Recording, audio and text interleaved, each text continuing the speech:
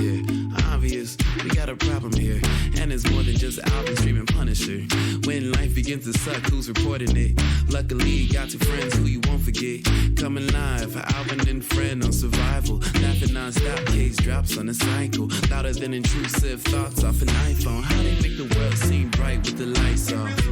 AFs, it might as well stay up. Lies being told like that dinosaur BS. Magnifying glass to the ground if they don't see us. Having the time, roasting your favorite pizza. Bougie ain't an option, it's the wage. Take it to the grave, add moving to the place.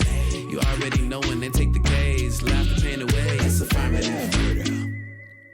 Hello and welcome to another episode of Affirmative Murder, the equal opportunity true crime comedy podcast. I am Alvin Williams, joined as always by my partner in true crime, Fran Evans. Oh yes, wait a minute, Mr. Postman. Yeah, man, I'm the mailman. Can't you tell, man? Gonna post to it. What up? What's going on, man? How you doing? Doing good, man. I mean, the intro was like blasted in my ear, man. I mean, like you need to like. That sounds like a bit. levels problem on your end. The people love when I bring the ruckus. Yeah, but if I go deaf, then there's a problem. What's the problem that comes from there? I won't be able to talk. The show can't go on. Well, then you feel the vibrations, and then you just speak from your heart anyway, which I feel like you do anyway. I feel like most of the time you don't really hear what I'm saying, and then you're just like, anyway, so what I say is this, you know? Yes, that's how I get down. Whatever's on my mind, I'm going to say regardless of what you're talking about. Right, for sure. It's like, I don't know about any of that kind of stuff, but this is what I think. So if you couldn't hear me, I don't know what would I don't know how much things would change. Before we got started, obviously, I said I wanted to talk to you about a video out of Florida, of course. There was a police officer who arrested a dude. I don't know what he was doing. It doesn't really matter what he was doing, but there was a dude apprehended in the backseat of a police car. The police officer's like, I don't know, canvassing the scene or something. He hears a sound, and he thinks that the person who's handcuffed in his backseat has got out of the handcuffs and pulled a gun out of somewhere and started shooting at him. Yeah. He does a barrel roll, and it's all body cam, so you see the camera do a spin. It's full action shot. He does a barrel roll spin on the ground. Oh my God! Ah! Foul! Foul! Foul! Foul! I'm hit. I think I'm bleeding. Foul! Foul! Foul! Foul! Oh, he crawls over to like a driveway and hides behind a car.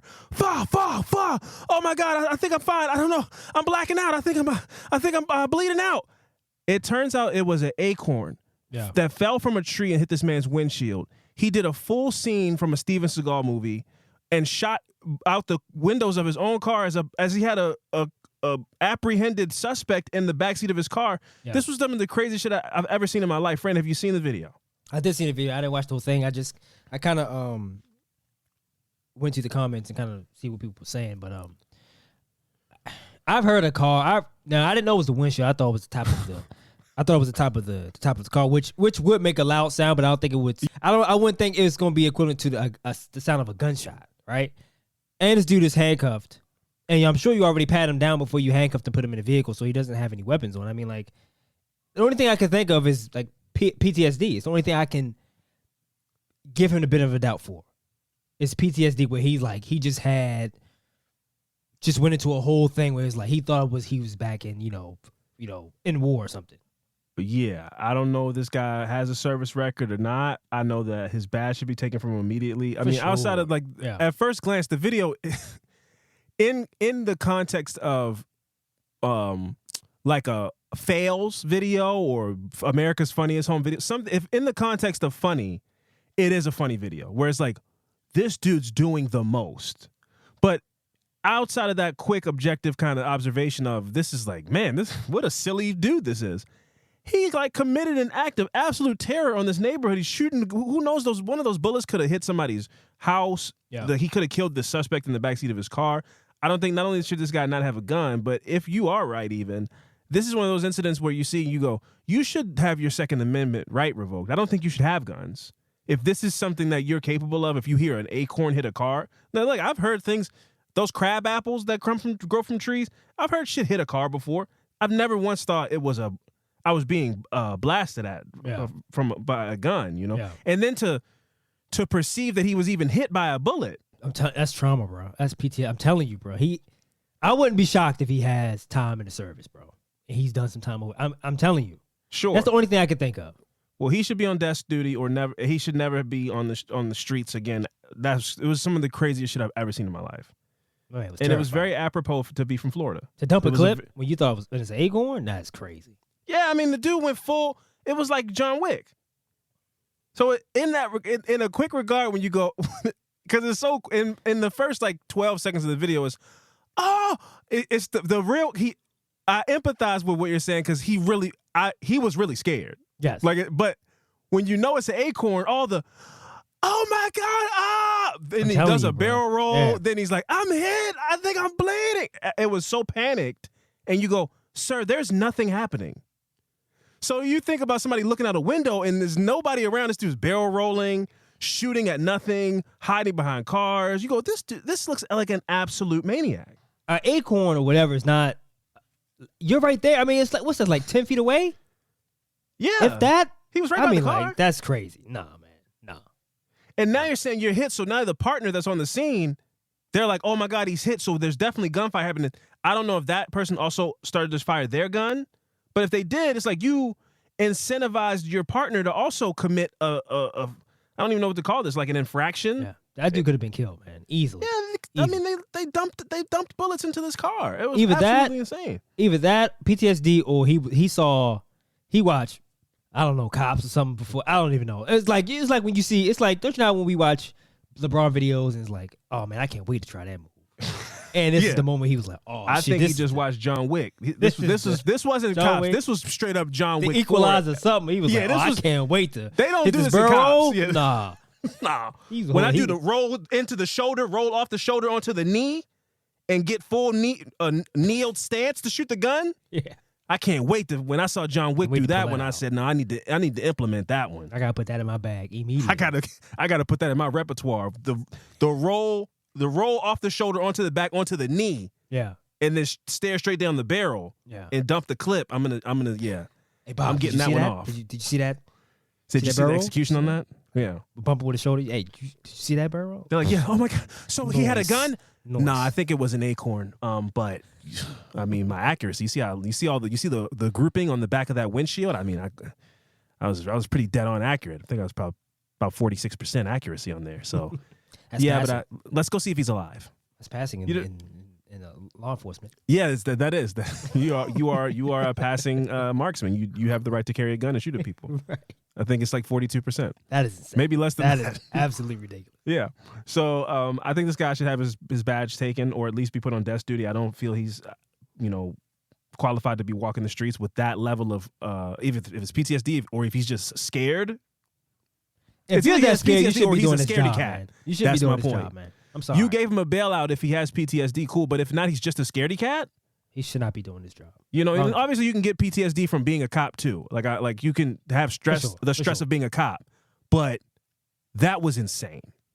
But fear is going to get people killed. I think they use that in military. It was like in law enforcement. It's like fear is going to. You can't. It's your job. You can't go into a boxing ring being scared. Like that's just not. That's how you get hurt. It's your job to be able to control that. Even if you are afraid, it's your job to be able to control that. Yeah. And that was the least amount of control I've ever seen. The dude in the truck probably was like, Doug, what the fuck is going on? Yeah, he probably thought some other shit was going down. Somebody else was shooting. Yeah. Imagine these two people having this thought process in two different situations where the guys inside was like, oh, something else is going down and I might get hit. Let's say this guy had a warrant. He doesn't want to go to prison for 6 months, a year, or for some, unpaid parking tickets or whatever. So he's in the back. He's like, God damn, man. This motherfucker caught me speeding. Why would you speed? Bow, bow, bow, bow. What the hell is going on? You're trying to duck down and see. Yeah. What the hell is back? I'm hit. You're like, what the? Oh, my God. Like, you're like, what the hell is going on? You're handcuffed in the back seat. Yeah. That's terrible. You don't talk about fear. Think about how afraid that guy was. Yeah. The neighborhood. Move, can't run. So it's just something to keep an eye on. But what we're going to do is we're going to take a quick break. And when we come back, we're going to get into some fucked up shit. So stick around.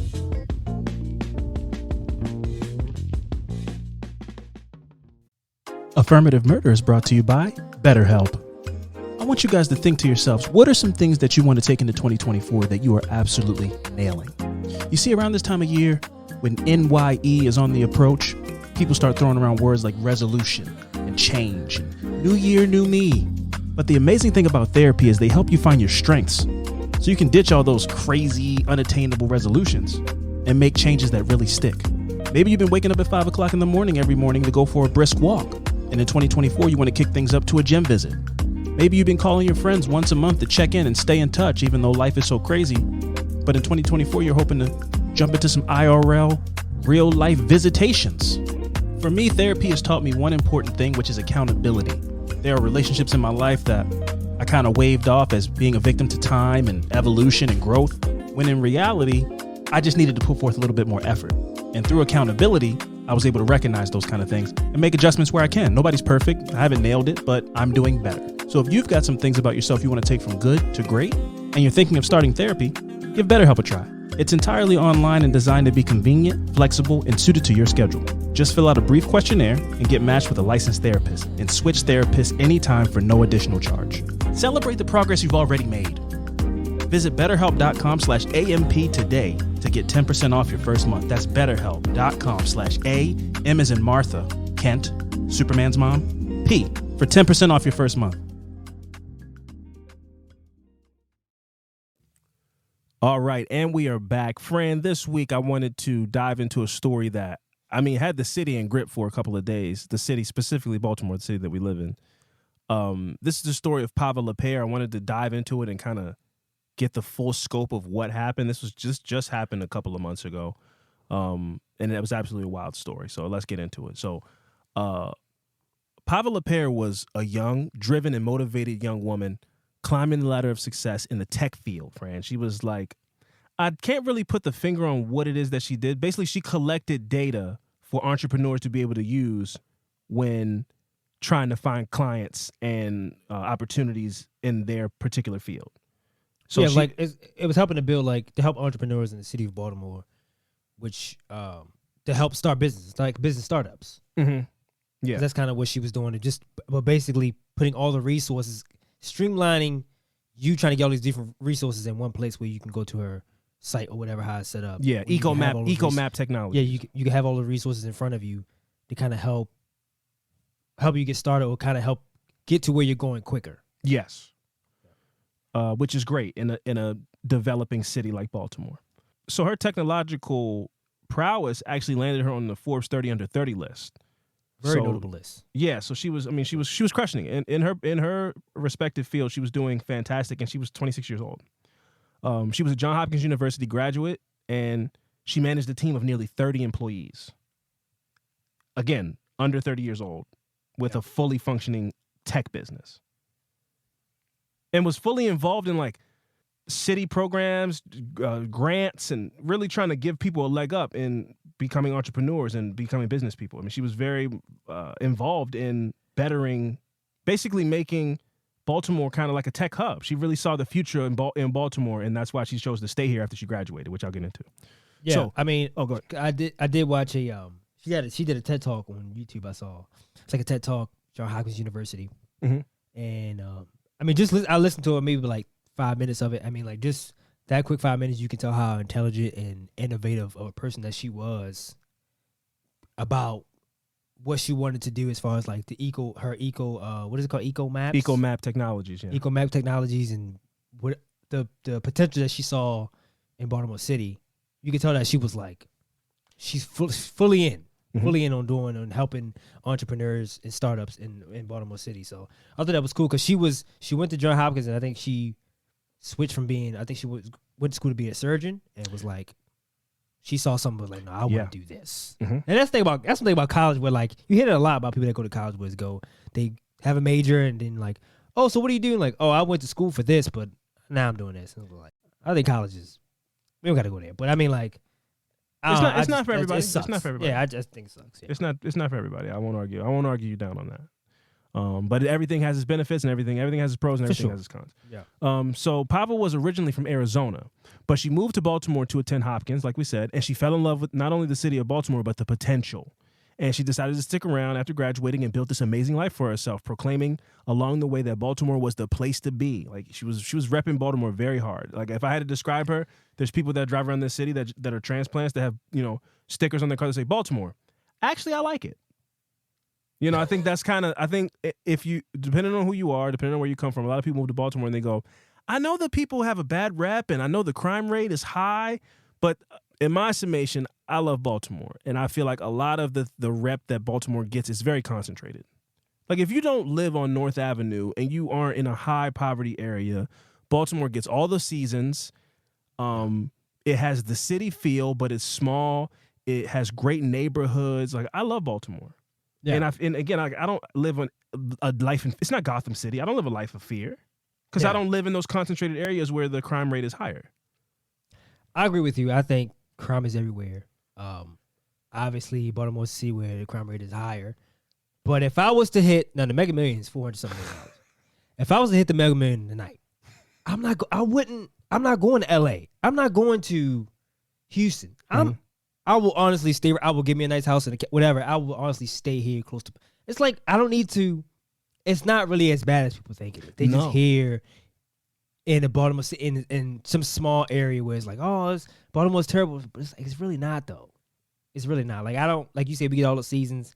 I wouldn't leave if I didn't have to. Yeah.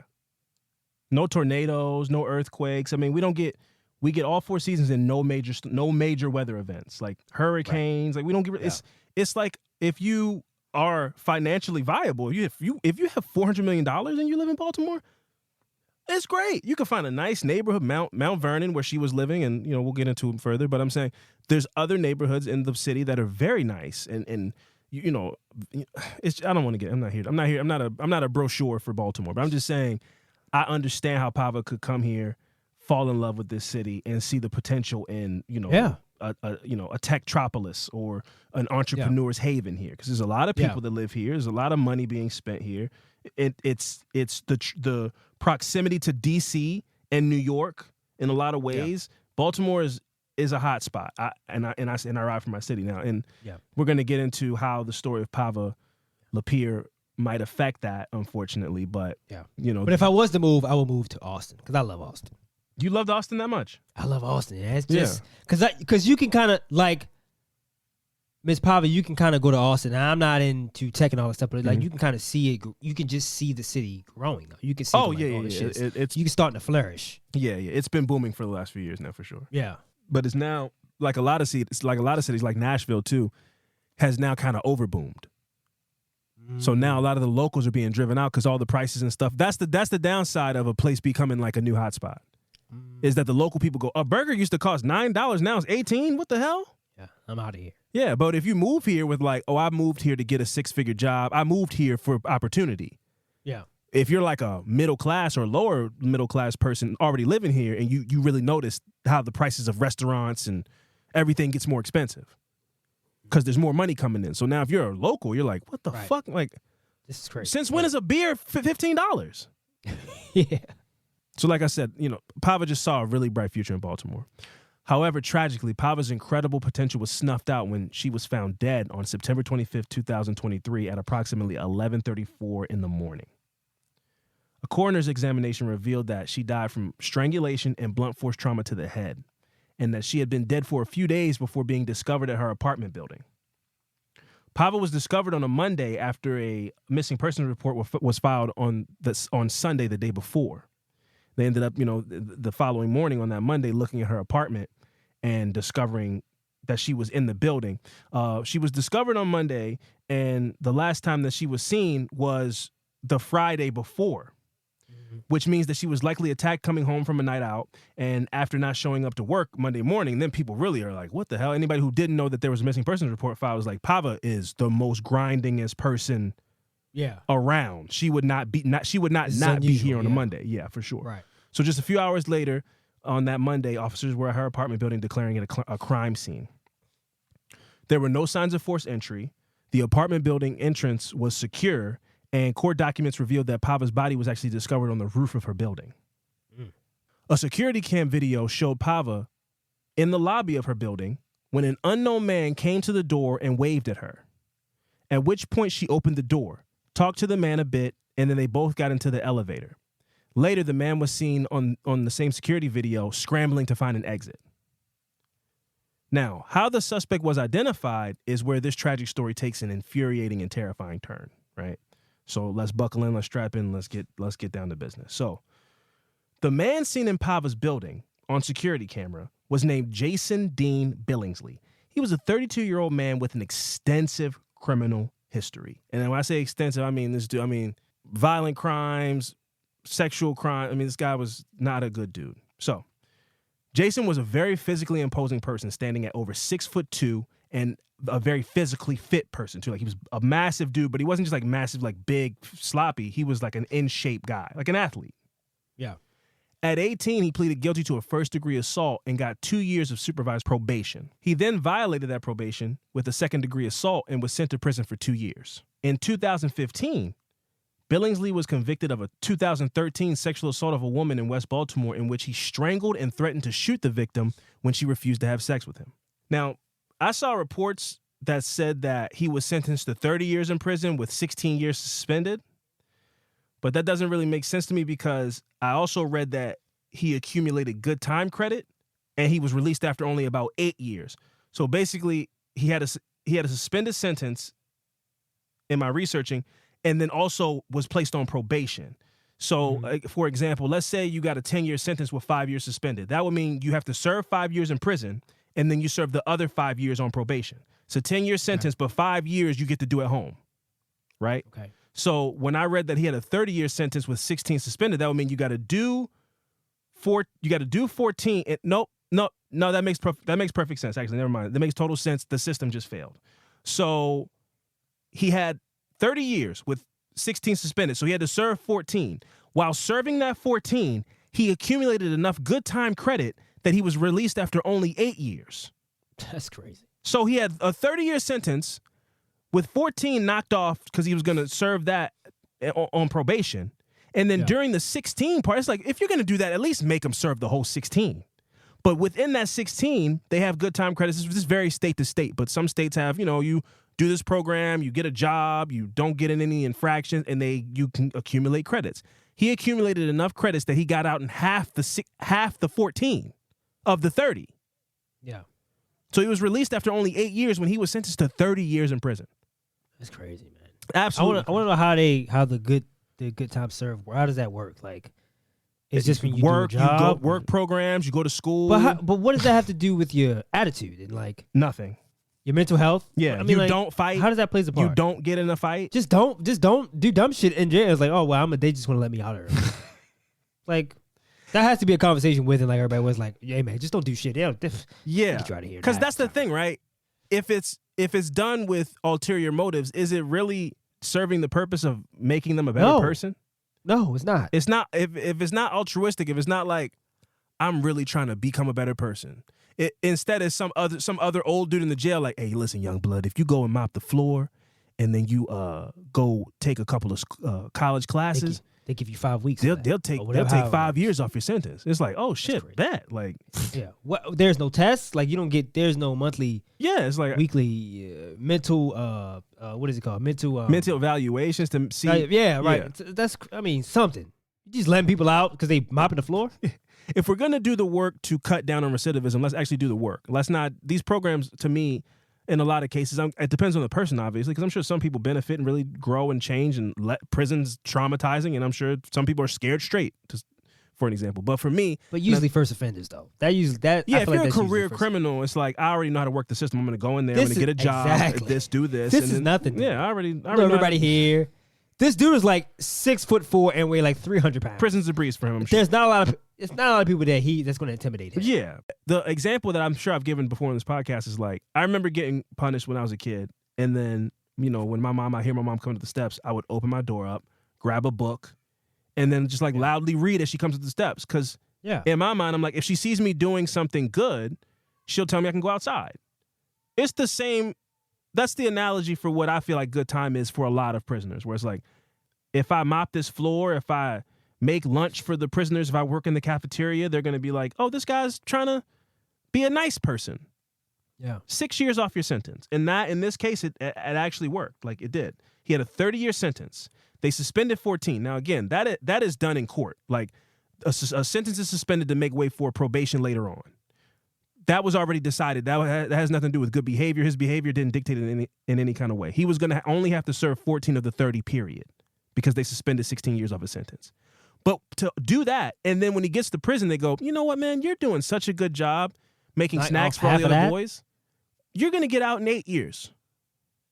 So technically, he was sentenced to 30 years. 16 of it was suspended, but it's still sentenced to 30 years. He only served 8.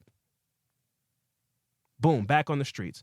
So he was released in October of 2022, and he was placed on the sex offender registry at the highest level, which means every 3 months he's got to re-register, like, other stipulations. Yes. Other stipulations, of course, but he was the highest tier of sex offender on the registry. Just a few months later, in September of 2023, Billingsley was working as a maintenance man in a building complex. On the 19th of September, he allegedly, but definitely did, break into a home on the property that he was maintaining, bound a woman and her boyfriend at gunpoint, then he slashed and raped the woman before setting their home on fire with their 5-year-old daughter asleep upstairs. Wow. He bounds these people, and he didn't just set the house on fire, he lit them on fire. Like, they were the source of the fire. Like, he doused them in gasoline and lit them on fire, and then lit the rest of the house on fire, and then left. Fortunately, the couple survived, but obviously they suffered 2nd and 3rd degree burns to their entire bodies, and the child was rushed to the hospital for smoke inhalation, but everybody survived. Now, again, this is where everything we're talking about Pava and the city and tech booms and all that stuff, this is the negative side of that. There's a lot of negative sides. I talked about the pricing, but this is another negative side when you're in a city with a reputation, right? So, detectives have identified Billingsley as the suspect through surveillance footage and several pieces of evidence that he left behind at the crime scene, such as a knife, handcuffs, duct tape, and a hoodie that Billingsley reportedly wore on camera the previous day. A gas can and lighter and bleach dampened towels were also discovered nearby as well. Well, it's like, why do people need to know shit like that? That's scary, man. What, like know the tools to get the job done? Yeah. Oh, yeah, you're a sick person. You're a fucking sick person. So, Billingsley, being a Tier 3 sex offender, was on the lifetime registrant list, and therefore he had to re-register every 3 months, like I said. So the last time that he had registered was on June 6th of 2023. He failed to register again in September of 2023 because he had just killed somebody. Like, he was supposed to re-register on September 25th of 2023, but on the 19th, he had just assaulted people and burned their house down. So I'm sure he was not really concerned about going to the parole office or whatever. So why isn't there any concern for that? Like, that should be. I get you put a warrant out, but I feel like a warrant. Yeah, that's where I was going. A warrant is just like, if you happen to pull this person over, bring him in, and his name comes up, bring him. No, man, like, find him. I need to go get this guy. This is a sexually violent criminal. This is crazy. Yeah. So, like you said, Fran, when he didn't register, automatically triggered a warrant for his arrest. It was issued on September 26th, and it listed him as a non-compliant on the sex offender registry. So that's what the warrant was for. The Baltimore City Police Department also issued a warrant on September 20th for attempted murder, rape, arson, and other charges in relation to the couple he attacked. So this man now has 2 active warrants against him. According to city officials, this is where the shit gets crazy. The sexual assault and arson was targeted, which is the reason that there was no urgency to warn the public of a massive and violently dangerous criminal on the loose in connection to a heinous crime. There were no flyers put up. There were no news reports. All they listed, even this attack, they listed it as, they reported it as an arson. Not the slashing, not the rape, not the kid upstairs. It just was an arson. So, of course, the city's like, in a city where every other week, I remember one time I looked at the news one day, and in a neighborhood that I go to a lot, they were like, yeah, some kids were riding down the street having a full-on shootout. Like, one of the cars was shooting at the other car. Yeah. Arson is like, I don't know, a fire happened. Whatever. You just move on with your day. If you say there was a man who attacked a woman, tied him up, lit the house, people start to go get him. I think it's complete. That's complete bullshit, man. I think to not let the public know, I mean, it's kind of crazy. Especially, I mean, I get the reasoning behind it, where it's like, it's optics. Oh well, we got optics, and we want to not create mass hysteria. But I mean, like, that's doing the public a disservice when you're not letting them know, especially people that live in this town who have homes and who have family, who have kids. It's like, I don't want my family to be in fear when y'all not telling me that a family down the street or whatever just was almost burned alive. Like, that's crazy. Mm-hmm. Especially something that gruesome and heinous crime like that. Like, you should tell people. I believe in the cold hard truth or facts, whatever the saying is. Mm-hmm. And I just think the transparency needs to be there. I don't think they need to be hiding that stuff. I think people need to know. You may not want to hear it, maybe depressing, but I think you're better off. Me, for example, I think I would want to know that type of stuff. That shit is hard to hear, but it's like, I want to know. I want to know what's going on in my neighborhood. Of course, ignorance is not bliss in this case, because let's say maybe you lock your door differently when you know this is happening. Maybe you come home a little earlier. Maybe you have your wits about you. Yeah. But I think that the police department, the city officials, they were more concerned about optics. You want Amazon to come bring their distribution center here. You want Harley Davidson to come bring their factories here. And hearing stories like this make people apprehensive. So instead, hey, man, it was just arson. Just report it as an arson. You know, we don't need to get people all scared and nervous. Yeah, I think the bottom line is more important than, at least sometimes I feel like the bottom line is more important than people's, health and, just their safety. Yeah. I think that's fucked up. Mm-hmm. But I mean, that's America. So I mean, like, it's really nothing new. Yeah. We've heard and seen this before, just in different situations, but like, especially if the guy's still out, he's still on the run. Yes. It's like, nah, fuck that. Yeah, we need to let people know. You need to let people know. And man. he's 6'3". He's a big dude. Big dude. And again, there's more to get to, but I mean, we're kind of at the point now. When this story broke and they go, this man, I'll get to what the police commissioner directly said. I don't want to jump the shark, but when I heard reports of like this guy's like 6'3", 6'4", 260 pounds, this is a massive guy, and then you hear he like raped and tied people up and burned them alive in their house, you go, get him off the street. He's on the loose. People were really nervous, and I remember being at work. People were talking about. I mean, this is like, did you hear about this? This was a very like shocking story. Yeah, and then it's like the guy's still out. He's out. He's still out. Yeah, it's like you tell your significant other, you go like, that's a female. You go like, watch your back. Mm-hmm. Get home. If you see there's a dude still running around who's dangerous and sexually assaulting women. Yeah. So, it is believed that he attacked the couple on a Wednesday, and then just 2 days later, he allegedly, but definitely did, attack Pava LaPere at her apartment building. So the Wednesday before attacking Pava, he attacks that couple and burns their house down. I personally believe, there's more to get into, but I personally believe he was maybe trying to rob Pava. She lived in a very nice building. He flagged her down. Which again, this is another one of those things where it's hard. I've seen so many videos where, Karen videos where women or even men, you walk into an apartment building that has a security door and they don't want to hold the door open for you, but you come and grab the door or something and they go, "Excuse me, do you live here?" And you go, "Yeah, I do live here, but that's not your business."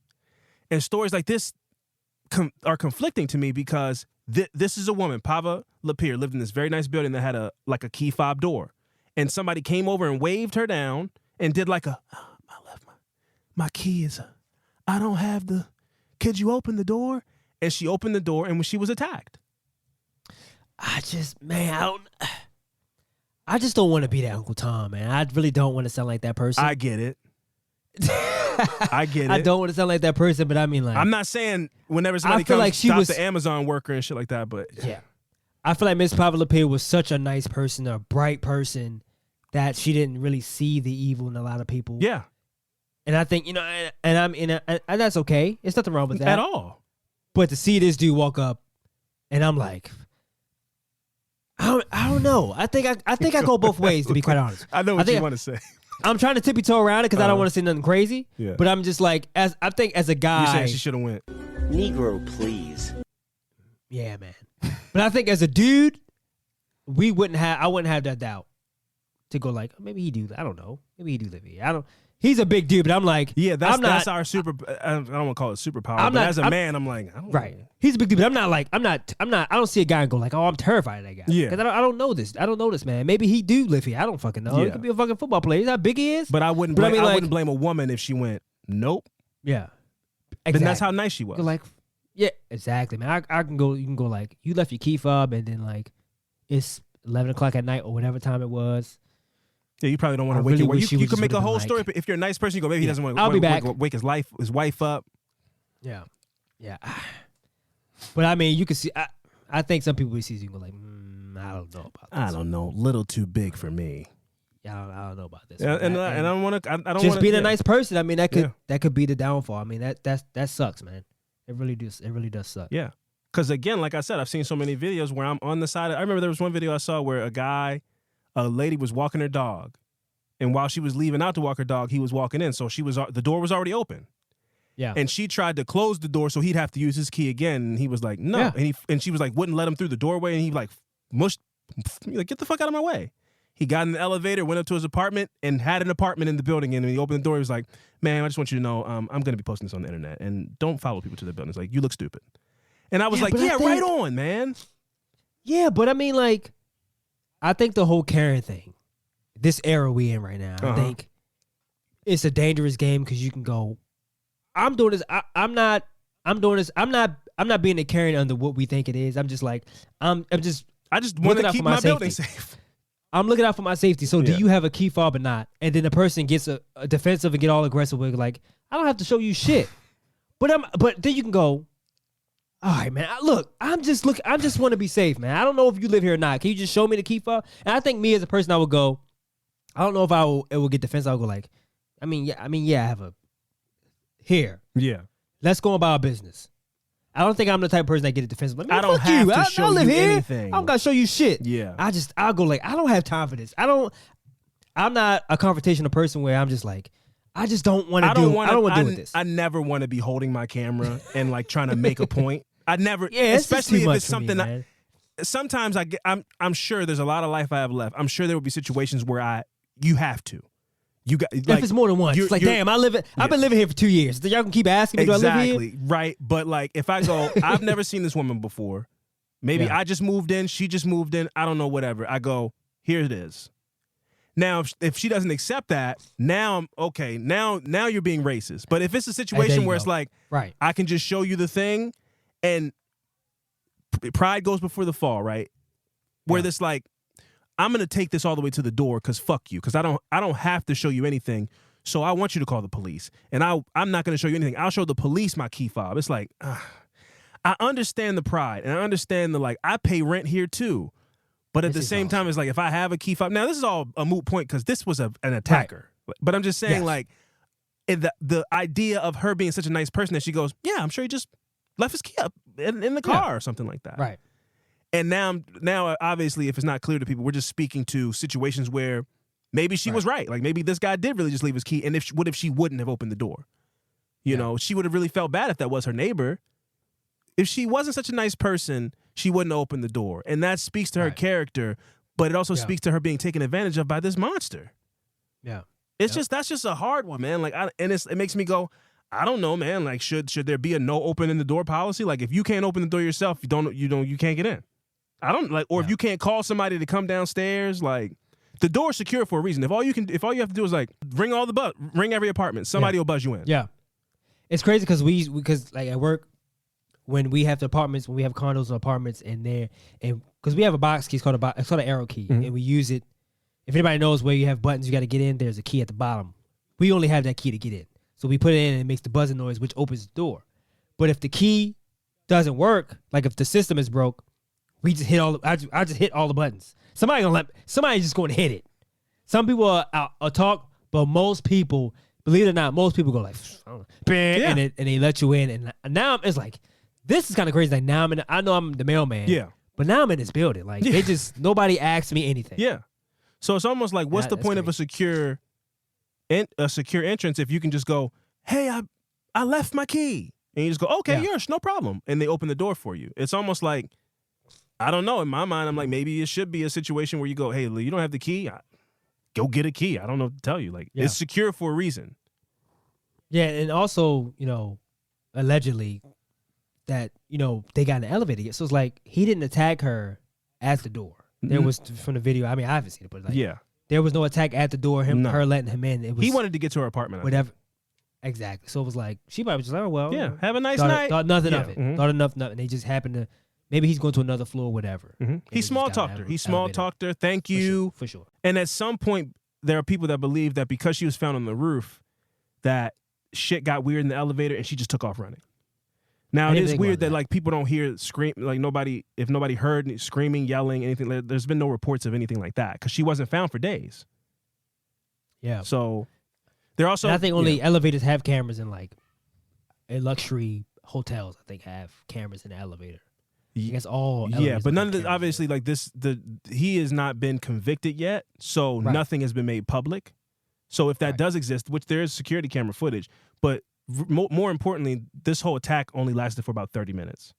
So I saw some people online grossly being like, well, maybe they knew each other. Maybe they were having a love affair. There's no evidence that this woman has ever seen this dude in her life. This woman is and I'm not here to disparage this guy. Fuck this guy. I don't like that because that's giving the benefit of doubt. I just don't like that. Yeah, she didn't know this guy. I think she was doing something nice and he attacked her. I don't think that they were having some kind of affair that went wrong or something like that. I didn't think about it happening in the elevator. I thought it might have happened at her apartment, but he's a big dude. I mean, he could have forced her to go up to the.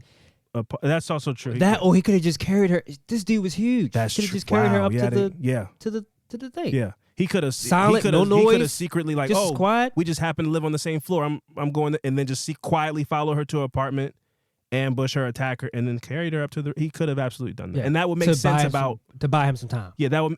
Yes, people smell a dead body in an apartment, but they might not know what's going on if it's on the roof. And that would also speak to negating my point about, like, if she's running through the hallway scared, why wouldn't people hear it?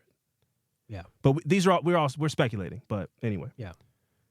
The story of Pava's murder became national news. This is what the Baltimore City commissions and police departments didn't want in the first place when it came to the arson and the 2 people being attacked. Like, we don't want to look bad. And now because you did that and didn't, make the public aware, I'm not saying that if they had done that, if there were flyers out that Pava would be alive today, but we will never know, right? Maybe she doesn't open the door for a 6'4", 260-pound man if there's flyers around saying, hey, there's a giant man on the loose wanted for arson and assault. Maybe she doesn't open that door because she's aware that that's going on. But anyway, we'll never know. But I'm just saying, like, it's something to think about when you go, it's the Uncle Ben effect. Like Spider-Man, he doesn't stop the guy at the liquor store. The guy gets away. He goes and kills Uncle Ben.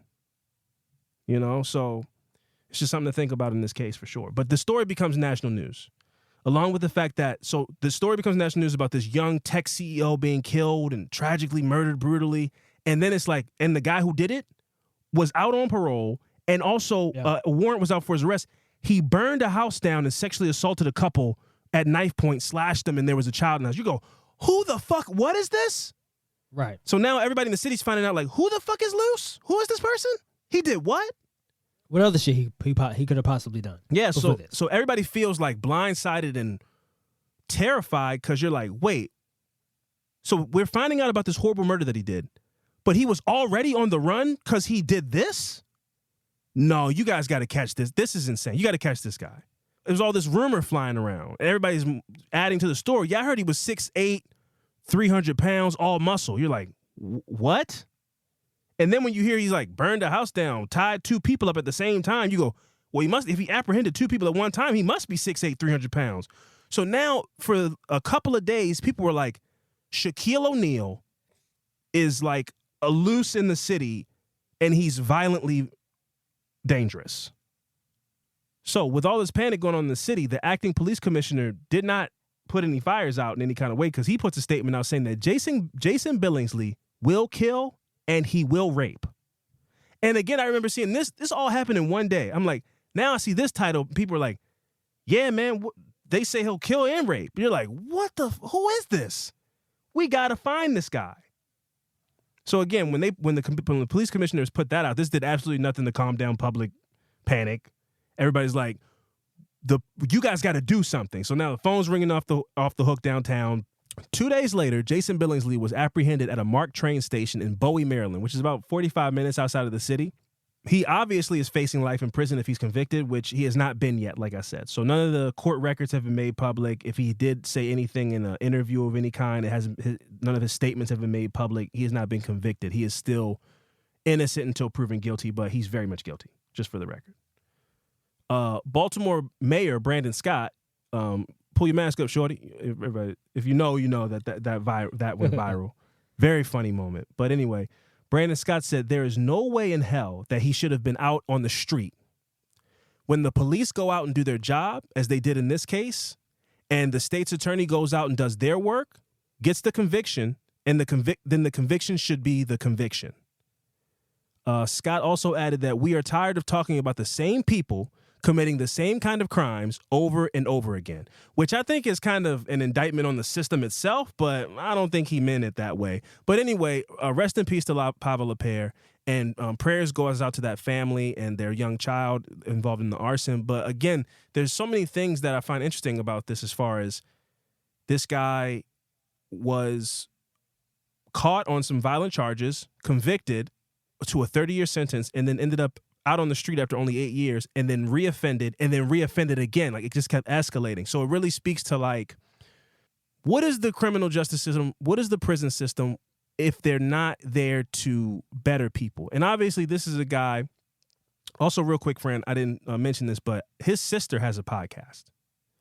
Who? Jason Billingsley's sister. Her name's... About this? Well, no, it was like about him? It was like everybody has a podcast, right? So this is one of those situations where it just coincidentally happened to be interesting. She had a podcast with her girlfriend called the T&J Podcast, where they just talk about life. They had like 5 episodes of the podcast, and then on the 5th episode of the podcast, this happens.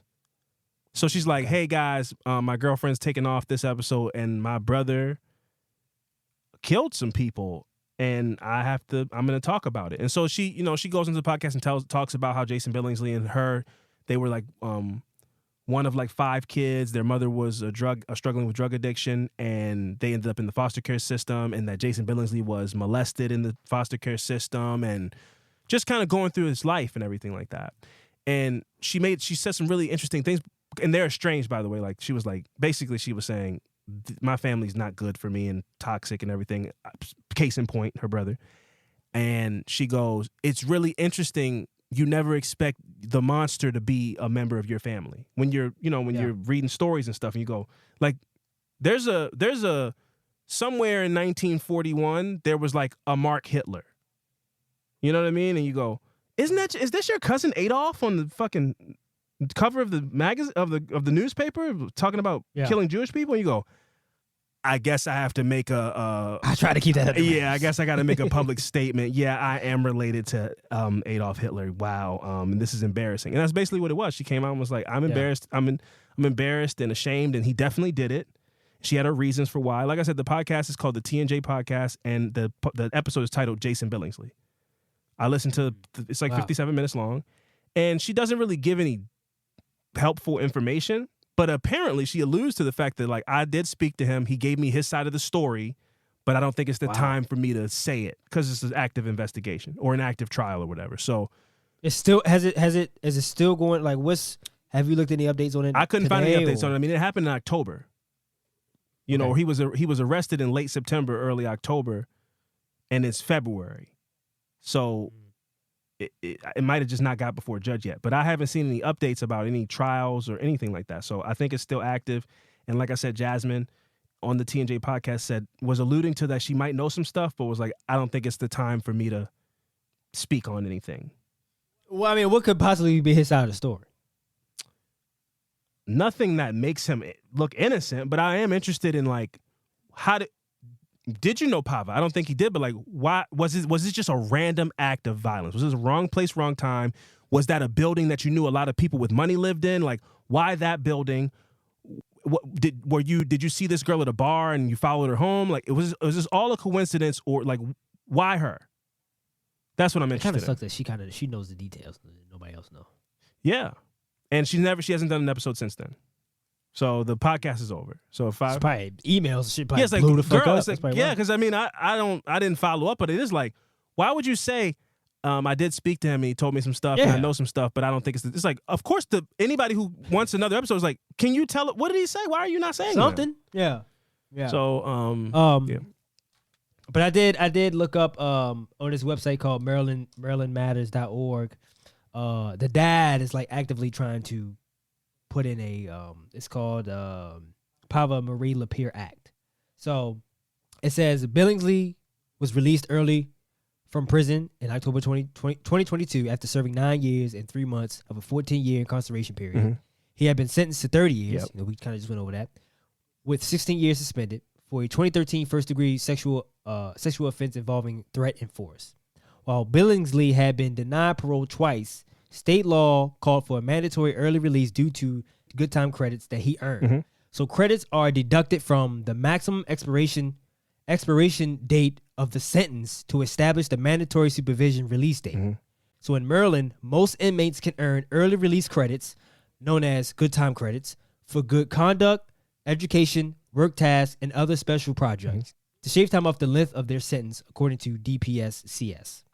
So inmates incarcerated for crime of violence, sexual offenses, or being a volume drug dealer or a drug distribution king can earn up to 20 days of credit per month. I mean, that's a lot. Add that That's up. a lot. That's a lot, Yeah. right? So all other inmates can earn up to 30 days per month.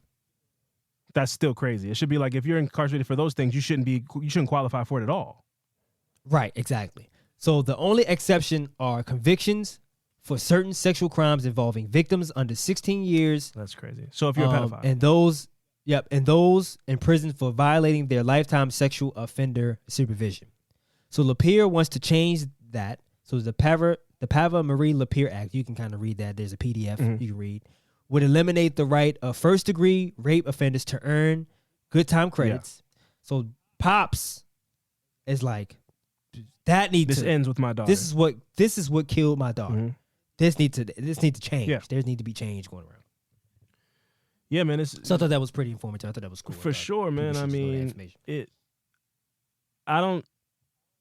if we're talking about fixing people when they are put in prison, giving them credits for working jobs and, taking the math classes. He was put in prison because he raped a woman and then put a gun to her face, like at gunpoint he did it. He should be in therapy. It shouldn't be about good time. Your time in prison should be about therapy, contrition. I don't know, writing a letter of apology to your victim, maybe not sending it to him, but like really taking onus of the things that you did. It shouldn't be like, well, yeah, I'm going to make some license plates and cook some people some ramen noodles and then they'll take 8 years off my sentence. I don't see how those two things are like, how they correlate. Like, how have you become a better person and learn a lesson to be a more productive member of society because you got a degree in business management, and yet they knocked 8 years off his sentence. So, yeah, this is an absolute failure of the system. I support this bill that the father's proposing, and I hope it passed. And I don't think that if you are a violent criminal, regardless of the age of your victim, you should be eligible to do nice things in prison that, in a lot of cases, are probably for the purpose of getting out early, not because you just want to be a help.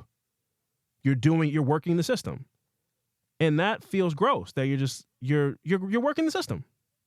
So it's really tragic, man. This is a very bright young woman, doing a lot of good and giving money back and employing people. I mean, she was doing a lot of incredible things. And again, this is one of those situations where if the next tech wonderkin was on the way to Baltimore, a story like this might make them change their mind and be like, I'm going to go to D.C. or I'm going to fucking, I'm going to go to Dallas or something like that. So it is unfortunate that this person rode so hard for the city and said, waving the flag, come here. Like, you guys got to come here. This is the place to be. And then that being, not that like, if anybody was killed in this way, it would be tragic. But when you talk about somebody that's really trying to bring jobs to a city, bring money to a city, and they're saying, come here, like transplant, move here. This is the new gold rush. Like, this is the new oil money. Come to Baltimore. And then that person is killed in such a tabloid and headline making way. It really is like a big blow in a lot of ways. Yeah, I mean, like, the comments I've seen after this was happening, people were saying that exact thing was like, racist. I don't want to say they're racist, but I mean, that's how it comes off. Where it's just like, see, she wanted to do good for these people, and then look what happened. Yeah. That's the kind of shit that I was seeing in the comments. Yeah, you're gonna see that kind of shit. Yeah, definitely. And that's gross, man. That's gross. It's gross. It's super gross. But crime brings out all the worst people. Yeah, with the thoughts and opinions and stuff. And take away that this dude was black.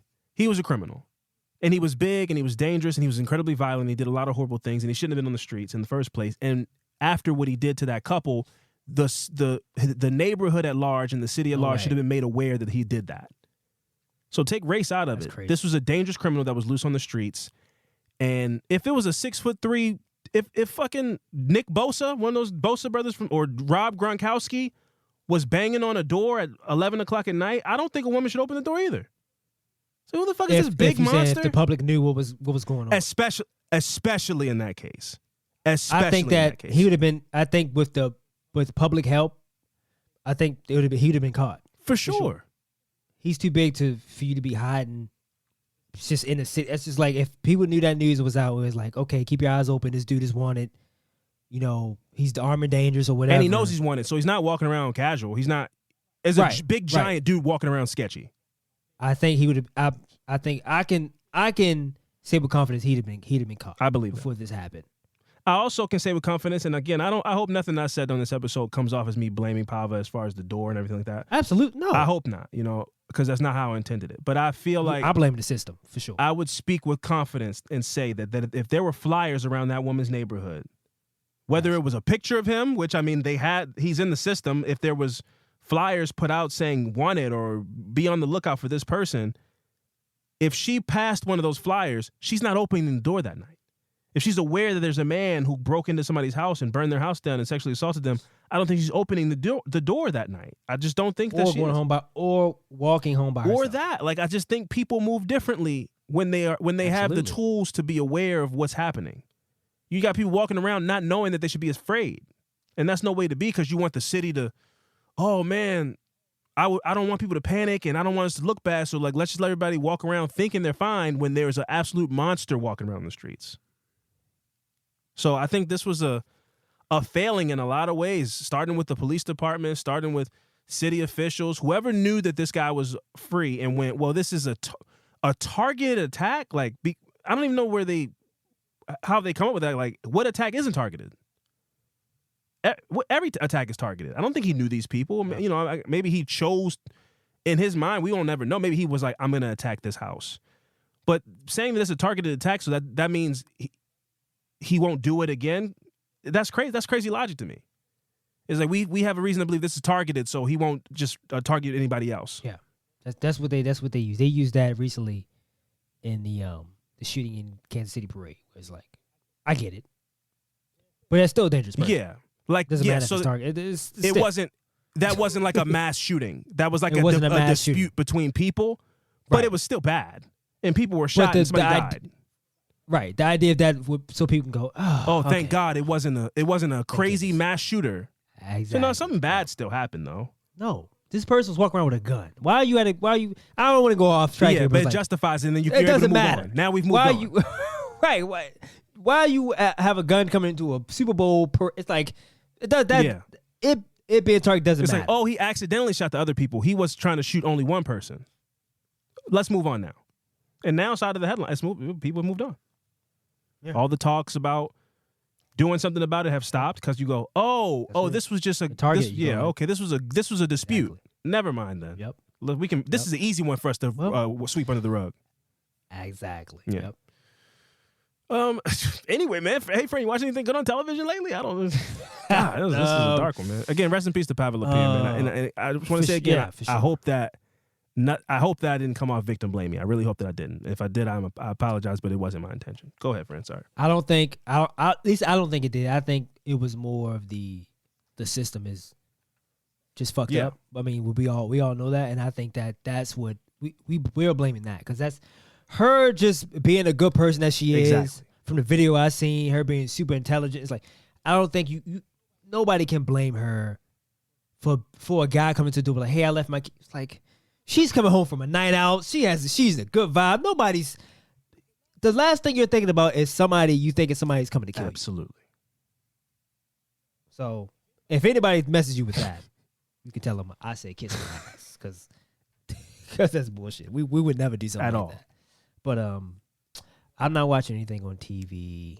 This also a weekend for the NBA, so I kind of been locked in on that. From what I saw, it was very lame. For sure. Yeah, I didn't see anything good, which is really sad. Again, while we're recording, the All-Star game is about to start, but like I haven't seen anything. The slam dunk contest should just be done. I did see, however, Kenny Smith will be in some hot water this week. He should be. I didn't really dive into his comments. So basically, correct me if I'm wrong. So there was Sabrina Ionescu, who was incredibly talented. I like her a lot. Yeah. Did a 3-point contest against Steph Curry. They initially said, hey, you should shoot from the women's 3-point line. And she was like, nah, because then if I win, they're going to say it doesn't count. So I'm going to go ahead and shoot from the men's 3-point line. Also, to cut you off for a second, they had a new LED court. I don't know. Did you watch it? I didn't watch it, no. Okay, so I watched it. They had the women's 3-pointer up. So you can see the distance. I don't know if I haven't seen any nobody screenshot that, but I noticed it when I watched it. It was up. Right. And then I guess when she made her decision, like, I'm not going to shoot, they took it away. Got it. Because it's all LED, so they can change it. But it was up when she first went Got up. it. It was there. Yep. So she shoots from the 3-point line. She scores 26 points. Steph Curry scores 29 points. Steph Curry wins, and Kenny the Jet Smith immediately goes, well, she should have shot from the women. She should have took the handicap. Then she might have had a chance to win. And then he's also said it like, man, it's kids, girls are watching this, as if she should be disappointed. She scored 26 points. She lost by 3 points to the greatest shooter that anybody's ever, as Stephen A. Smith says, that God created. Steph Curry is an absolute sniper, and she only lost by 3 points. And also, I saw somebody make a point that the 3 points that the amount of points that she scored was what one of the 3-point contestants. It was the high. Yeah. It was like the high. So it's like she just lost. It's not like it was a pathetic performance. She just lost to Steph Curry. She could have won the 3-point contest with all the other dudes. 100%. And then he doubled down on it because he went, what? And she should have used the female basketball. WNBA basketball is smaller than the male's NBA basketball. Right. So she should have shot from the women's 3-point line, and she should have used a WNBA ball. I don't know if she did. I don't know. But he also said that as well. Yeah, and so I'm like, man, you can't. I didn't hear his tone in it, but I like to think that in his mind he goes, since she only lost by 3, if she had taken those things, it would have put her over the hump. But I feel like people are taking it like she didn't stand a chance, like she wasn't good enough. And it's like she lost by 3 points to Stephen Curry. Yeah. It wasn't 10-26 or so. You know, like, and maybe you shut the fuck up regardless. But when it's 26-29, that's a good shootout.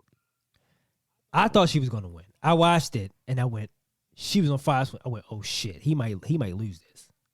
And then he got on and was like, he started off bad. Right. I was oh shit, he might lose this. Then he kind of got hot, and then he ended up winning, obviously. But I mean, like, it was a great effort. I was like, oh, he might lose. So you would say, because I didn't see it, you would say it was a great effort. And Absolutely. the last thing somebody should be coming on and saying immediately is like, damn, well, you should have cheated, or you should not cheated, but you should have taken the handicap. Took your advantage. Yeah. She scored more points than Damian Lillard. He won the thing, whatever, the 3-point, if anybody watched sports.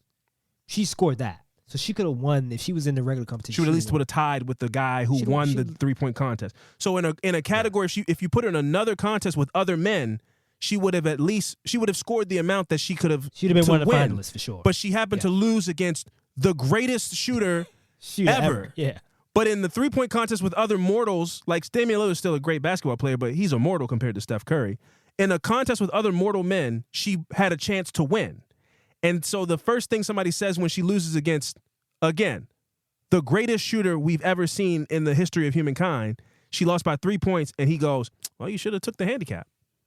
Because you're just not good enough. It's just almost as it all goes into that same argument of like, see, this is why women don't get paid what men get paid, and you should stick to what you do. You're trying to compete with that's how it comes across. I think that's how people are taking it. Like, you can't compete with the boys, so why would you? That's why you lost, because you're trying to compete with the boys. Yeah. Even if that's not what he meant. Shut the fuck up.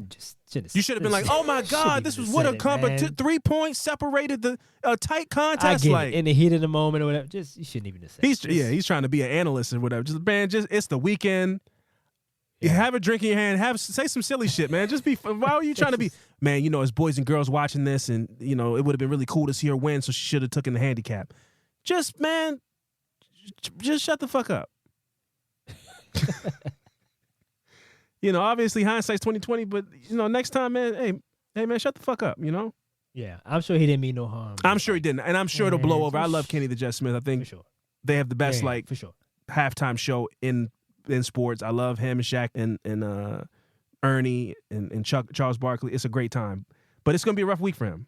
Twitter, I would probably turn my Twitter notifications off. My X notifications, I would turn them off this week. Yeah, but yeah. Before we go, I also started watching Villains on E, which is all the reality show. E. Yeah. They got like no, I'm saying like they got like a streaming service or no, it's still TV still exists. The E Network. Oh, okay. Yeah, I thought yeah. Okay. I thought it was like you. They had like nah, you know, if they did, I'd have it. E. They might have it. That's E why my tone was like E. Like what? Why do you? You got E too? Yeah, E plus. Got E too. Yeah, I would have had E plus. If they have it, I might have it. But Villains is they put all the bad people from reality TV show moments in one house, and then it's like a reality show game show. So it was New York from like I Love New York. She's on there. New York from Flavor of Love is on there. Omarosa is on there. Johnny Bananas from The Challenge, and a slew of other people. Somebody from the Bachelor is on there. Somebody from 90 Day Fiance is on there. A guy from Love Is Blind, a guy named Shake, who's like an awful person. He's on there, and they're all just in the house, and they play games to win $200,000. And ooh, okay. I'm hooked. Sounds cool. I'm hooked. Me and my girlfriend have been watching it. We're hooked. Man, check It's just like it's the perfect level of trash. And you don't really have to pay attention, and then everybody's arguing with each other. So it's like trash and fights and arguments, and then they play games. So it really is the perfect storm of trash TV. I love it. I think it's brilliant. Now, I don't know how you do a season 2, because like, what do you find 10 more people? You're like, who the fuck is this? Is it like the Hunger Games? I mean, it's not the Hunger Games. Kind of, like yeah. Honestly, yeah. Okay. I mean, they play. It's like it's almost like Survivor, because you got to vote. You vote people off, but then if you win the challenges, you're safe. It's like a bunch of that kind of stuff. So there's rules to it, but then also when they're not doing that, they're just in the house like being shitty to each other. They're like, I'm the biggest villain. I'm the biggest villain. I'm the most evil person. You're ugly. Like they're all just hating on each other. It's great. It's fantastic. It's wonderful television. So I'm sure that's not hard for them to do. No, they're. I mean, go in there, be yourself, guys. New York went on there, and she's like objectively a crazy person. Like she's legitimately a crazy person. And some of the stuff she was doing, you go, oh yeah, you got to send her home. You got to like, I mean, in the context of the game, like gang up against her and send her home, because you can't make an alliance with her. You can't strategize with her because she's crazy. So you could be on her team one day, and then you wake up and look at her wrong or don't do something. She's like, you know what? Fuck you, and I hope you die and your whole family dies. How about that? Jeez. And you're like, what the fuck? I thought we were supposed to be ganging up on the other. And immediately she turns on you. She's the real definition of a wild card. And nobody needs a wild card on the team. It's just not necessary. Yeah. The idea that somebody's a wild card, you don't want that. I don't want a wild card on my team. Because you don't know what they're going to do. Nah, I don't want wild. Be on your team, next thing they're against you. He's like, oh, this is like, yeah, we're all going to vote for this person, right? Yeah, we're going to do it. Then right at the last minute, they're like, actually, I'm not. You're like, what the fuck? We had a strategy. So you got to get her out of there immediately. So I highly recommend Villains on whatever streaming service, E Plus or whatever you can find it on. I highly recommend that. One last time again, man, rest in peace to Pava LaPere. She was doing amazing things in the community, shining a bright light on Baltimore City, and she was snuffed out way before her time. She had a lot of potential. She's going to do some great things in the world. And this is one of those stories that, you know, really is like, damn, it hits close to home, because I remember the panic and shit when it happened. Yeah. If anybody wants to check out, again, the T&J podcast with Jasmine Billingsley, episode 5 is titled Jason Billingsley. It's an interesting listen for sure. You kind of get into who he is, and again, the thing where she says she knows some stuff but isn't going to say anything. I don't know if that was the best thing to do. You know, I probably made she said that. Probably made her email address, like you said, probably made her emails pretty hot. And this might and not then we help. have a podcast that she right. That podcast is done. Oh, there was no more. Yeah, you can't now be like, hey guys, let's talk about couples and like relationships. Should you go 50-50 on the electric bill? Like, we're not trying to hear that shit after this episode. We try to hear that shit, man. Where's the facts? So. I hope I didn't make it worse, but I mean, I was doing research and that came up and I listened to it, and I dedicated the time an hour of my time to listen to it, and so I thought I'd add it into my notes. But yeah, man, this has been another episode of Affirmative Murder. I've been Alvin Williams, joined as always by my partner in true crime, Fran Evans, and we'll see you guys next week. Deuces.